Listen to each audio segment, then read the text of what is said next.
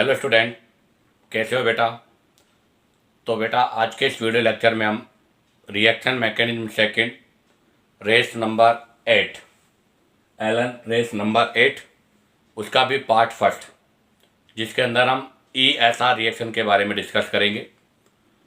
आपको बेटा video last तक देखना है, क्योंकि मैं आपको हर क्वेश्चन को उसके कॉन्सेप्ट के साथ एक्सप्लेन करूँगा, अर्थात क्वेश्चन के सॉल्यूशन के साथ साथ उससे रिलेटेड कॉन्सेप्ट भी मैं आपको बताऊँगा।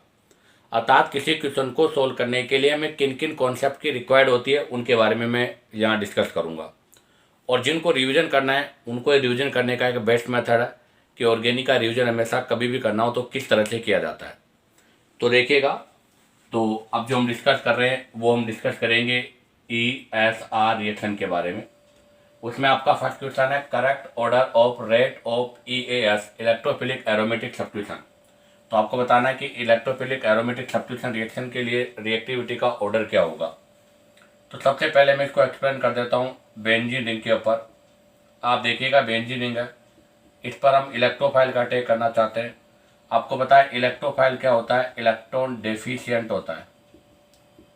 क्या होते हैं ये, इलेक्ट्रॉन डेफिशिएंट।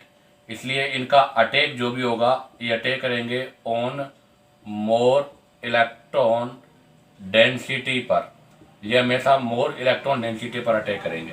तो यहाँ पर इलेक्ट्रोफाइल इस रिंग में कहीं भी अटैक कर सकता है, क्योंकि बेंजीन रिंग में इलेक्ट्रॉन डेंसिटी इक्वल है, electron density equal in all carbon. इसलिए यहाँ पर कहीं भी अटैक हो जाएगा और आपके इलेक्ट्रोफाइल का ये हो जाएगा। अब मैंने क्या किया, इस पर यहाँ पर NH2 ग्रुप जोड़ दिया, एनिलीन। आपको पता है एलेनिन का यहाँ पर प्लस M इफेक्ट है, इस पर इलेक्ट्रोफाइल का हम अटैक करेंगे। तो देखो इसका प्लस M इफेक्ट होने की वजह से ये रिंग में इलेक्ट्रॉन डेंसिटी को बढ़ा देगा, अर्थात रेजोनेंस के वाया ये लोन पेयर को रिंग में देगा। इस वजह से electron density increase in ring, ring में बेटा इलेक्ट्रॉन डेंसिटी बढ़ जाएगी। अब बताओ अगर रिंग में इलेक्ट्रॉन डेंसिटी बढ़ जाएगी तो इस इलेक्ट्रोफाइल का अटैक क्या हो जाएगा, ईजिली। तो अटैक ऑफ इलेक्ट्रोफाइल भी क्या हो जाएगा बेटा, ईजिली हो जाएगा। क्यों? क्योंकि रिंग में इलेक्ट्रॉन डेंसिटी बढ़ गई तो इलेक्ट्रोफाइल अटैक ईजी कर देगा। लेकिन अगर यही कंडीशन में मैं अब ले लेता हूँ यहाँ पर NO2, नाइट्रोबेंजीन ले लिया मैंने, वही इलेक्ट्रोफाइल लिया है। अब की बार यहाँ नाइट्रोबेंजीन में NO2 का -M है, ये रिंग में इलेक्ट्रॉन डेंसिटी देने की बजाय रिंग से इलेक्ट्रॉन डेंसिटी लेता है। इसलिए क्या लिखोगे, electron density decrease in ring, ring में इलेक्ट्रॉन डेंसिटी कम हो गई। अब बताओ रिंग में इलेक्ट्रॉन डेंसिटी कम है, इलेक्ट्रोफाइल खुद भी इलेक्ट्रॉन डेफिशिएंट है, तो क्या इलेक्ट्रोफाइल का अटैक होगा। तो बेटा यहाँ पर अटैक ऑफ इलेक्ट्रोफाइल नो, यहाँ पर इलेक्ट्रोफाइल का अटैक नहीं होगा। क्यों? क्योंकि इलेक्ट्रोफाइल खुद इलेक्ट्रॉन डेफिशिएंट है और रिंग भी अभी यहाँ पर क्या हो गई, इलेक्ट्रॉन डेफिशिएंट हो गई, अर्थात आपकी जो रिंग है वो रिंग भी क्या बन गई बेटा, इलेक्ट्रॉन डेफिशिएंट बन गई। इसलिए इलेक्ट्रोफाइल का अटैक नहीं होगा। तो बताओ क्या कंक्लूजन निकला। तो यहाँ से आपके पास कंक्लूजन यही है कि अगर रिंग के ऊपर इलेक्ट्रॉन डोनेटिंग ग्रुप होगा, और ये आपकी रिंग और ये आपका इलेक्ट्रॉन विड्रॉल ग्रुप, तो अब आप जरा देखो इलेक्ट्रॉन विड्रॉल ग्रुप जो होते हैं इनका -M होता है, इलेक्ट्रॉन डोनेटिंग ग्रुप का +M होता है। ये रिंग में इलेक्ट्रॉन डेंसिटी देते हैं, इसलिए इलेक्ट्रॉन डेंसिटी क्या हो जाएगी, इंक्रीज हो जाएगी, इलेक्ट्रॉन डेंसिटी इंक्रीज हो जाएगी। ये रिंग से इलेक्ट्रॉन लेते हैं, इसलिए इलेक्ट्रॉन डेंसिटी क्या हो जाएगी, डिक्रीज हो जाएगी। तो यहाँ इंक्रीज हो रही है, यहाँ डिक्रीज हो रही है, इसलिए यहाँ पर नो अटैक ऑफ इलेक्ट्रोफाइल, यहाँ पर नो अटैक ऑफ इलेक्ट्रोफाइल। जबकि यहाँ पर क्या होगा, ईजिली अटैक ऑफ इलेक्ट्रोफाइल, यहाँ पर होगा ईजिली अटैक ऑफ इलेक्ट्रोफाइल। तो बताओ रिएक्टिविटी का ऑर्डर क्या हो जाएगा ये। तो हम बोलेंगे कि रिएक्टिविटी ऑफ ESR, अगर ESR की रिएक्टिविटी के ऑर्डर की मैं बात करूँ बेटा, तो is directly proportional electron density in ring, ring के अंदर इलेक्ट्रॉन डेंसिटी के डायरेक्टली प्रोपोर्शनल होगी, अर्थात +M is directly proportional +I is greater than -I is greater than -M, अर्थात जिसका +M होगा उसकी सबसे ज़्यादा होगी और जिसका -M होगा उसका सबसे कम होगा। तो देखिएगा आपका जो फर्स्ट क्वेश्चन है इसमें NO2 ग्रुप है, NO2 का -M है, इसलिए रिंग में इलेक्ट्रॉन डेंसिटी इंक्रीज होने की बजाय क्या होगी, डिक्रीज। क्लोरीन का प्लस एम होता है, बट यहाँ पर इसका माइनस आई डोमिनेंट है प्लस एम पर, तो यहाँ भी क्या होगा बेटा, इलेक्ट्रॉन डेंसिटी इंक्रीज नहीं होगी, डिक्रीज होगी। मिथाइल का प्लस आई है, इसकी वजह से यहाँ पर इलेक्ट्रॉन डेंसिटी क्या होगी बेटा, इंक्रीज होगी। और बेंजीन है, इसमें तो ऑल कार्बन पर इलेक्ट्रॉन डेंसिटी सेम है। तो इसका मतलब ये हुआ कि सबसे ज़्यादा रिएक्टिविटी किसकी होगी बेटा, सी की। तो सबसे हाईली रिएक्टिविटी हो गया पहले सी, क्योंकि सी के अंदर प्लस आई है। उसके बाद में होगा बेटा डी, डी आपका स्टैंडर्ड फॉर्म है। उसके बाद ए में भी इलेक्ट्रॉन डेंसिटी कम हो रही है, बी में भी कम हो रही है, बट ए में माइनस एम की वजह से हो रही है और इसमें माइनस आई की वजह से मोर इलेक्ट्रॉन डेंसिटी डिक्रीज होगी, और माइनस एम की वजह से, जबकि माइनस आई की वजह से लेस इलेक्ट्रॉन डेंसिटी डिक्रीज होगी। तो इसका मतलब बी पहले आएगा और ए सबके बाद में आएगा, क्योंकि इसमें माइनस आई है, इसमें माइनस एम है। तो ये इनकी रिएक्टिविटी का ऑर्डर होगा। तो बताइएगा इसमें कौन सा आंसर राइट है बेटा। तो C B wrong, C D A B wrong, A B wrong, C D B A. तो बेटा इसका फोर्थ आंसर राइट है। अब आप चाहो तो यहाँ से इसका स्क्रीनशॉट ले लीजिएगा। अब हम यहाँ से नेक्स्ट क्वेश्चन नंबर 2 के बारे में डिस्कस करेंगे। तो देखिएगा बेटा next question number 2। Question number 2 में 1 2 3 1 3 डाई मिथाइल बेंजीन है, उस पर रिएक्शन Cl2Fe इन डार्क ए। तो आपको बताना compound A is, compound A क्या है। तो मैं आपको इधर क्लियर कर दूं कि टोलून है बेटा। अगर टोलून पर हम Cl2H म्यू और एक होता है Cl2 प्लस इन लुईस एसिड, अर्थात ये तो होता है इन प्रेजेंस ऑफ लाइट, और ये होता है बेटा एब्सेंस ऑफ लाइट, अर्थात ये डार्क में होती है। तो ये जो लाइट वाली होती है ये FR है, जो sp3 कार्बन पर होगी, और ये आपका ESR है जो कि sp2 कार्बन पर होगा। तो यहाँ पर डार्क में है, इसका मतलब it is the part ESR, ये ESR का पार्ट है। तो यहाँ पर इलेक्ट्रोफिलिक सब्स्टिट्यूशन रिएक्शन आपको करना है। अब सुनो, यहाँ पर भी मिथाइल है और यहाँ पर भी मिथाइल है, इसका भी प्लस आई और प्लस आई पर कॉन्जुगेशन है, और इसका भी रिंग के रेस्पेक्ट में प्लस आई और प्लस आई पर कॉन्जुगेशन है। इसका मतलब दोनों ही रिंग में इलेक्ट्रॉन डेंसिटी को क्या कर रहे हैं बेटा, इंक्रीज कर रहे हैं। तो अब यहाँ से आपका Cl2 में इलेक्ट्रोफाइल Cl है, तो इनकमिंग इलेक्ट्रोफाइल जो है वो इनके ऑर्थो पेरा पोजीशन पर, क्योंकि Cl जो है वो due to hyper conjugation ortho and para director, तो बेटा ये ऑर्थो एंड पेरा डायरेक्टर होते हैं। तो ये तो कंफर्म हो गया कि ये ESR है। अगर ये ESR है तो किस पर होगी, sp2 कार्बन पर, अर्थात यहाँ पर जो इलेक्ट्रोफाइल का अटैक होगा वो रिंग पर होगा, अर्थात Cl plus attack on ring, ring पर अटैक करेगा। तो आप देखो इसके रेस्पेक्ट में ये पेरा पोजीशन है और इसके रेस्पेक्ट में ये आपका ऑर्थो मेटा पेरा पोजीशन है। तो इसका मतलब यहाँ पर जो मेजर प्रोडक्ट होगा वो तो आपका या तो ये होगा या ये होगा, क्योंकि इसके रेस्पेक्ट में ये ऑर्थो हो जाएगा, इसके रेस्पेक्ट में पेरा, ये इसके रेस्पेक्ट में ऑर्थो, तो इसके रेस्पेक्ट में पेरा। तो यहाँ पर आपका जो मेजर प्रोडक्ट है वो तो ये होगा, चाहे क्लोरीन यहाँ लगा दो, अदरवाइज आप क्लोरीन को यहाँ लगा दो, ये आपका मेजर प्रोडक्ट होगा। अब आप सुने, आपके पास यहाँ पर इन दोनों के बीच में ये भी तो इसकी ऑर्थो पोजीशन है, बट अगर टू आपके ग्रुप एक दूसरे के साथ मेटा 1,3 पोजीशन पर हो तो उनके बीच में कभी भी इलेक्ट्रोफाइल इंसर्ट नहीं करेगा, ड्यू टू क्राउडिंग। क्राउडिंग की वजह से ऐसा होता है, इसलिए ध्यान दें इन दोनों के बीच में इलेक्ट्रोफाइल आपका ऐड नहीं होगा, अर्थात इस वाले प्रोडक्ट का फॉर्मेशन यहाँ पर नहीं होगा। तो यहाँ पर इसके रेस्पेक्ट में ऑर्थो ये है तो ये प्रोडक्ट बन जाएगा, इसके रेस्पेक्ट में ऑर्थो है तो ये प्रोडक्ट बन जाएगा। तो बताइएगा अब इसमें से कौन सा आंसर राइट है। तो देखो फर्स्ट ऑप्शन आपका रॉन्ग है, क्योंकि फर्स्ट में तो उसने FR/SR किया है जो कि पॉसिबल नहीं है। सेकंड भी आपका रॉन्ग है, क्योंकि सेकंड में भी उसने FR/SR किया है जो कि पॉसिबल नहीं है। थर्ड में आप देख लीजिएगा, थर्ड बेटा आपके इसका पार्ट है, तो इसका मतलब इसका आंसर सी होगा। डी वाला क्यों नहीं होगा उसका रीजन मैं बता दूं, क्योंकि डी में इसके रेस्पेक्ट पर ये मेटा पर है बेटा, और डी में इसके रेस्पेक्ट पर भी ये मेटा पर है, जबकि मिथाइल ऑर्थो पैरा डायरेक्टर होते हैं, मेटा डायरेक्टर नहीं होते, इसलिए इसका डी आंसर भी रॉन्ग है। अब आप चाहो तो यहाँ से इसका स्क्रीनशॉट ले लीजिएगा। अब हम यहाँ से नेक्स्ट क्वेश्चन के बारे में डिस्कस करेंगे। तो देखिएगा बेटा, next question number 3, which of the following would not give 2-phenyl butane as the major product in FCR alkylation with benzene. अर्थात आपको बेंजीन का एल्काइलेशन करना है और बताना है कि किसमें मेजर प्रोडक्ट आपका 2-phenyl ब्यूटेन होगा। तो ये बेंजीन है, एल्काइलेशन बोल रहा है वो, तो यहाँ पर आप RX यूज कर सकते हो। और जब हम RX यूज करते हैं तो हम RX के साथ लुईस एसिड यूज करते हैं। इसके वाया आपके पास A प्रोडक्ट बनता है। तो अभी यहाँ पर जो आपका प्रोडक्ट है वो प्रोडक्ट क्या है बेटा, 2-phenyl ब्यूटेन, 1 2 3 4 और 2-phenyl ब्यूटेन, इस प्रोडक्ट का फॉर्मेशन होना चाहिए। अब मैं आपको यहाँ से एक स्पेशल पॉइंट क्लियर कर रहा हूँ, वो सुनना कि सर बेंजीन जो होती है उस पर जो एल्काइलेशन है उसके 3 पार्ट है।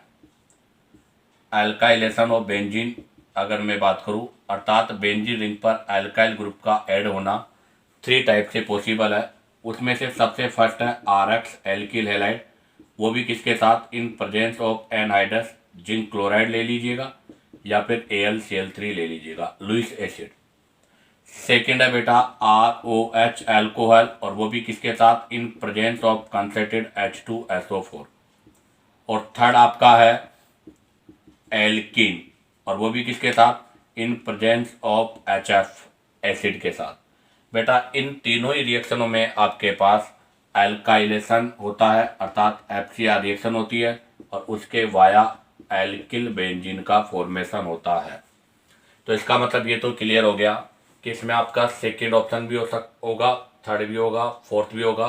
फर्स्ट आंसर आपका रॉन्ग है, अर्थात फर्स्ट आंसर इसमें होगा कि फर्स्ट आंसर से हम बेंजीन 2-phenyl ब्यूटेन का फॉर्मेशन नहीं कर सकते, बाकी सभी में हम 2-phenyl ब्यूटेन का फॉर्मेशन कर सकते हैं, क्योंकि बेंजोइल क्लोराइड की प्रेजेंस में तो आपका एल्काइलेशन नहीं एसिटिलेशन होता है। अर्थात आप देखिएगा कि अगर मैं बेंजीन लूँ और बेंजीन पर रिएक्शन करूँगा मैं पीएच ब्यूटाइल क्लोराइड का, तो C डबल बॉन्ड OCl, तो यहाँ से जो रिएक्शन होगी बेटा इन प्रेजेंस ऑफ AlCl3, तो इसको तो हम एसिटिलेशन रिएक्शन बोलते हैं बेटा।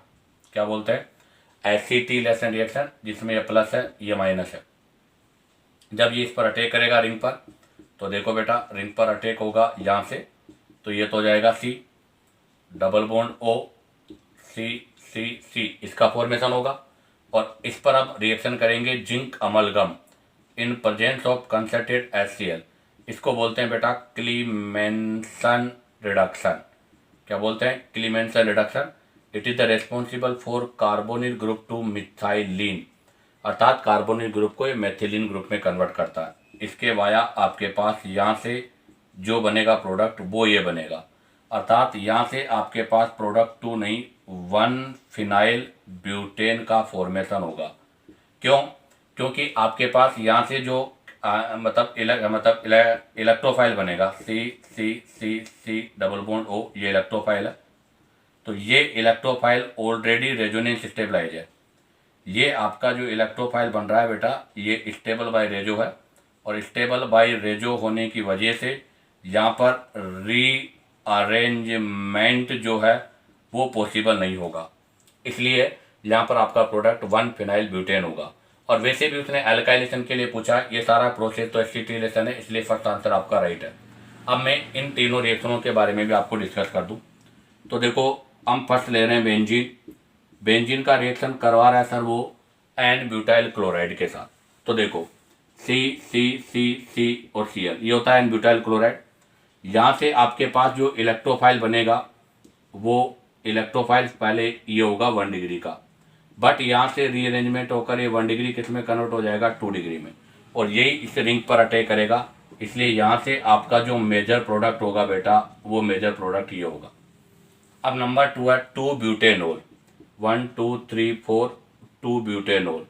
सबसे पहले यहाँ से इलेक्ट्रोफाइल का फॉर्मेशन होगा, तो बेटा यहाँ तो ऑलरेडी 2 डिग्री कार्ब कैटायन बनेगा, इसलिए रीअरेंजमेंट की कोई रिक्वायर्ड नहीं है और डायरेक्ट रिंग पर जाकर ऐड होगा। तो यहाँ पर भी आपके पास 2 फिनाइल ब्यूटेन का फॉर्मेशन हो जाएगा। अब आता है नंबर 3। नंबर 3 में लिखा है 1 ब्यूटीन। अब की बार हम यहाँ पर 1 ब्यूटीन ले रहे हैं, तो ये 1 ब्यूटीन है।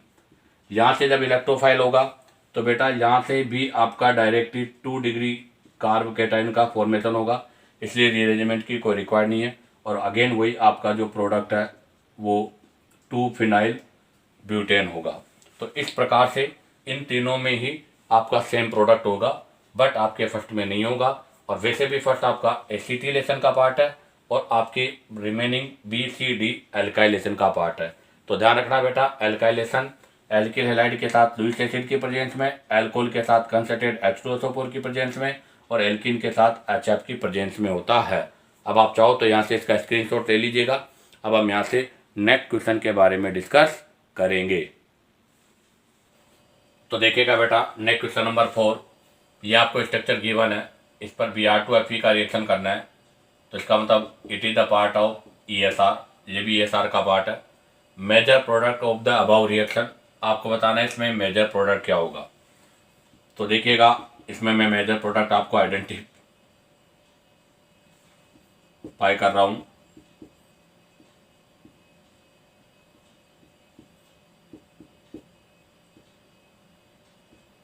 ये रिंग है, इसमें यहाँ भी मिथाइल है और यहाँ पर भी मिथाइल है। आप देखो दोनों रिंग में मिथाइल का इधर भी इसको प्लस आई मिल रहा है, इधर भी प्लस आई और प्लस आई पर कॉन्जुगेशन और प्लस आई पर कॉन्जुगेशन। इसका मतलब ये तो दोनों रिंगों में सेम है, इसलिए इसका कोई फर्क नहीं होगा। बट यहाँ पर अमाइड ग्रुप लगा हुआ है, तो देखो अमाइड में नाइट्रोजन के पास लोन पेयर है, तो ये लोन पेयर रिंग में आपके रेजोनेंस में है। तो lone pair of nitrogen take part in reso with ring, अर्थात आपके नाइट्रोजन पे जो लोन पेयर है वो रेजोनेंस में टेक पार्ट हो रहे रिंग के साथ। इससे क्या होगा, ये लोन पेयर अगर रिंग में जाएंगे तो electron density increase in ring, ring में इलेक्ट्रॉन डेंसिटी क्या हो जाएगी बेटा, इंक्रीज हो जाएगी। अब बताओ, अगर रिंग में इलेक्ट्रॉन डेंसिटी इंक्रीज हो जाएगी तो क्या होगा, मोर अटैक ऑफ इलेक्ट्रोफाइल, इससे क्या होगा, मोर रिएक्टिविटी होगी बेटा इसकी। बट आप देखो यहाँ पर इसका प्लस एम है, यहाँ पर ये सी कीटो जो ग्रुप है वो आपके पाई इलेक्ट्रॉन को रिंग से बाहर निकाल रहा है, अर्थात माइनस है। तो यहाँ पर क्या हो रहा है, due to minus M of C double bond O, electron density decrease हो रही है। अगर बताओ इलेक्ट्रॉन डेंसिटी डिक्रीज हो रही है तो इलेक्ट्रोफाइल का जो अटैक है वो भी क्या होगा, पॉसिबल नहीं होगा। इसलिए यहाँ पर रेट ऑफ ESR नो, अर्थात यहाँ पर आपका ESR भी नहीं होगा। तो इसका मतलब यहाँ पर ESR में इलेक्ट्रोफाइल जो होगा वो इस वाली रिंग पर अटैच होगा। अब आप देखो NH2 प्लस एम है, तो ये आपको ऑर्थो और पैरा डायरेक्ट की तरह बिहेव करेगा। तो आने वाला ग्रुप इसके रेस्पेक्ट में ऑर्थो और पैरा पोजीशन पर होगा। ऑर्थो पोजीशन पर इसका मिथाइल है, तो इसका मतलब पैरा पोजीशन पे आपका ग्रुप आके ऐड होगा। तो जो भी ग्रुप आके ऐड होगा वो इस वाली पोजीशन पर होगा। तो आपको यहाँ पर Br ऐड करना है, तो Br यहाँ ऐड होगा। तो बताइएगा इसमें कौन सा आंसर आपका राइट है। तो देखो फर्स्ट ऑप्शन आपका रॉन्ग है, क्योंकि फर्स्ट ऑप्शन में इस वाली रिंग पर अटैच है, जो कि पॉसिबल नहीं है, क्योंकि यहाँ पर तो इसका माइनस एम है।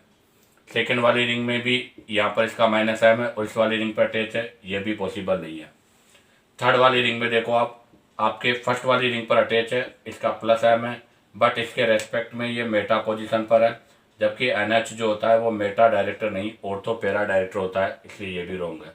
तो कौन सा आंसर राइट है बेटा, डी। आप देख लीजिएगा डी में, जहाँ पर NH जो है उसका प्लस एम है और इसके रेस्पेक्ट में ये इसकी पैरा पोजीशन पर है और ये ऑर्थो पैरा डायरेक्टर होता है और इसकी पैरा पोजीशन पर आकर ये ऐड हो रहा है, इसलिए इसका आंसर क्या होगा बेटा, डी। अब आप चाहो तो यहाँ से इसका स्क्रीनशॉट ले सकते हो। अब हम यहाँ से नेक्स्ट क्वेश्चन नंबर 5 के बारे में डिस्कस करेंगे।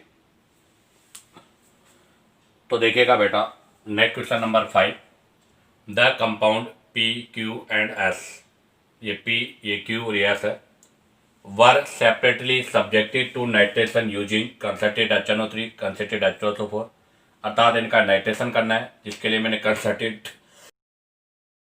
HNO3 और H2SO4 का मिक्सर लिया है।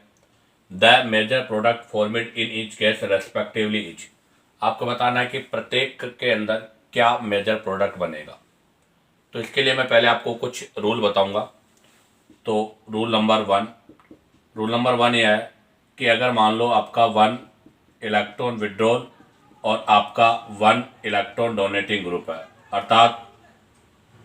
अर्थात रिंग पर आपका EWG और EDG दोनों ही ग्रुप अटैच हो, इसको हम ऐसे बोलेंगे, if EWG and EDG group present.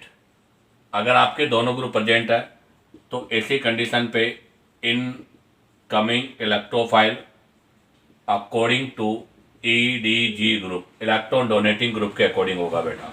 तो ध्यान रखना, अगर आपके एक EWG एक EDG हो तो इनकमिंग ग्रुप आपके अकॉर्डिंग टू EDG होगा। अब number 2, if both electron withdrawal group, अगर आपके दोनों इलेक्ट्रॉन विड्रॉल ग्रुप है तो ऐसी कंडीशन पर incoming electrophile according to more effective EWG के अकॉर्डिंग होगा बेटा। अगर दोनों आपके इलेक्ट्रॉन विड्रॉल है तो ऐसी कंडीशन पर जो भी आपका इलेक्ट्रोफाइल आएगा वो मोर इफेक्टिव इलेक्ट्रॉन विड्रॉल के अकॉर्डिंग होगा, अर्थात ऐसी कंडीशन पे वो कहाँ जाके लगेगा, उसके मेटा पोजीशन पर, और ऐसी कंडीशन पे कहाँ जाके लगेगा, वो ऑर्थो पैरा पोजीशन पर। Rule number 3, if both EDG group, अगर आपके दोनों ही EDG ग्रुप है तो ऐसी कंडीशन पर भी आपका incoming electrophile according to more effective EDG के अकॉर्डिंग होगा, अर्थात जिसकी इलेक्ट्रॉन डोनर टेंडेंसी मोर है, इलेक्ट्रॉन डोनर टेंडेंसी मोर, जिसकी इलेक्ट्रॉन डोनर टेंडेंसी मोर होगी इसके अकॉर्डिंग होगा, और आपका जो भी इनकमिंग ग्रुप होगा वो ऑर्थो एंड पैरा पोजीशन पर होगा। तो हमें इन क्वेश्चनों को सोल्व करने के लिए ये तीनों रूल हमें लर्न होने चाहिए कि अगर दोनों डिफरेंट हो तो EDG के अकॉर्डिंग, दोनों सेम और EWG हो तो मोर इफेक्टिव के अकॉर्डिंग, दोनों सेम और EDG के अकॉर्डिंग हो या EDG हो तो भी मोर इफेक्टिव के अकॉर्डिंग। इसमें मेटा, इसमें ऑर्थोपेरा और इसमें ऑर्थोपेरा। अब आप एक बार इन रूल का यहाँ से स्क्रीनशॉट लीजिएगा। अब हम यहाँ से इन क्वेश्चंस के बारे में डिस्कस करेंगे। तो देखिएगा बेटा, सबसे फर्स्ट हम डिस्कस करेंगे P के बारे में। ये रिंग है, इस पर COOH है और आपका OH है। ये आपका EWG है और ये EDG है। तो बेटा incoming group according to OH होगा, क्योंकि यहाँ पर इसका प्लस M है और ये यहाँ से रिंग में इलेक्ट्रॉन डेंसिटी जो है उसको इंक्रीज भी करता है। तो बताओ इसके रेस्पेक्ट में आने वाला जो ग्रुप है वो ऑर्थो पैरा पोजीशन पर होगा। तो इसके रेस्पेक्ट में ये भी ऑर्थो और पैरा ब्लॉक है, तो ओनली ऑर्थो पोजीशन पर यहां पर हो सकता है या फिर यहां पर हो सकता है। अब आ जाएगा क्यू में देखिएगा बेटा, क्यू में यहां पर OCH3 है और यहां पर मिथाइल है। अब आप देखो, ये भी डोनेटिंग, अर्थात ये भी EDG है, ये भी EDG है, बट इसका प्लस M है और इसका प्लस I है। तो इसका मतलब ये मोर इफेक्टिव है, और अगर ये मोर इफेक्टिव है तो इनकमिंग ग्रुप इसके अकॉर्डिंग होगा। तो इसके अकॉर्डिंग ऑर्थो पैरा पोजीशन पर, तो इसका ये ऑर्थो है और ये ऑर्थो है, पैरा ब्लॉक है, तो आने वाला ग्रुप या तो यहाँ ऐड होगा या फिर यहाँ पर ऐड होगा, अर्थात यहाँ पर भी आपका जो भी ग्रुप है वो इसकी ऑर्थो पोजीशन पर आकर ऐड होगा। अब आ जाएगा PQS में। अब आप देखिएगा S वाली कंडीशन में क्या है। S वाली कंडीशन में 2 रिंग है, इस तरह से 2 रिंग है। अब आप देखो, अगर इसमें 2 रिंग है तो बेटा इस वाली रिंग पर तो ये ग्रुप का -M लग रहा है, अर्थात ये रिंग में से इलेक्ट्रॉन को बाहर निकाल रहा है, इसलिए यहाँ पर इलेक्ट्रॉन डेंसिटी क्या हो रही है, डिक्रीज हो रही है। जबकि यहाँ पर ये ऑक्सीजन है, वो रिंग में इलेक्ट्रॉन डेंसिटी दे रहा है, अर्थात यहाँ पर इलेक्ट्रॉन डेंसिटी इंक्रीज हो रही है। तो इसका मतलब इनकमिंग आपका इलेक्ट्रोफाइल इस रिंग पर होगा और वो भी इसके ऑर्थो पैरा पोजीशन पर होगा। तो या तो इसकी ऑर्थो पोजीशन पर या इसकी पैरा पोजीशन पर, और यहाँ पैरा भी मतलब ब्लॉक नहीं है, तो यहाँ पर जो भी आपका ग्रुप आएगा वो इसके रेस्पेक्ट में पैरा पोजीशन पर आएगा। तो बताओ अब इसमें कौन सा आंसर आपका राइट है। तो देखो बेटा, फर्स्ट में आपके ऑर्थो पोजीशन पर NO2 लगा हुआ है। सेकंड वाले में देखो बेटा, इसके ये रॉन्ग हो गया क्योंकि ये इसके रेस्पेक्ट में ऑर्थो नहीं मेटा पोजीशन है। इसका मतलब आपका फर्स्ट ऑप्शन रॉन्ग है। सेकंड में COOH के रेस्पेक्ट में ऑर्थो पोजीशन पे लगा हुआ, इसलिए ये भी रॉन्ग है। अब आ जाएगा सी में आप देखो NO2 ग्रुप OH के रेस्पेक्ट में ऑर्थो पोजीशन, इसका मतलब ये राइट है। सेकंड वाले में देखो आप, या तो यहाँ पर हो या पर ये वाला, इसके रेस्पेक्ट में ऑर्थो पोजीशन पर, ये भी राइट है। और थर्ड में ऑक्सीजन के रेस्पेक्ट में पैरा पर, ऑक्सीजन के रेस्पेक्ट में पैरा पर, तो इसका बेटा थर्ड आंसर राइट है। इसका मतलब क्वेश्चन नंबर 5 का आंसर सी होगा। इसी के साथ आपका ये बेटा reaction mechanism part second race number 8 part first ESR का पोर्शन कंप्लीट होता है। उम्मीद करता हूँ कि आपको वीडियो पसंद आया होगा, क्योंकि मैंने हर क्वेश्चन को उसके कॉन्सेप्ट के साथ एक्सप्लेन किया। और मैं आपको गारंटी देता हूँ बेटा, आप हर वीडियो को देखो, आपको ऑर्गेनिक के हर क्वेश्चन का सॉल्यूशन आएगा और आपको ऑर्गेनिक आने लग जाएगी। ठीक है, तो अगर आपको वीडियो पसंद आ रहा हो तो लाइक, सब्सक्राइब और शेयर करो, ताकि आपके पास न्यू नोटिफिकेशन आता रहे।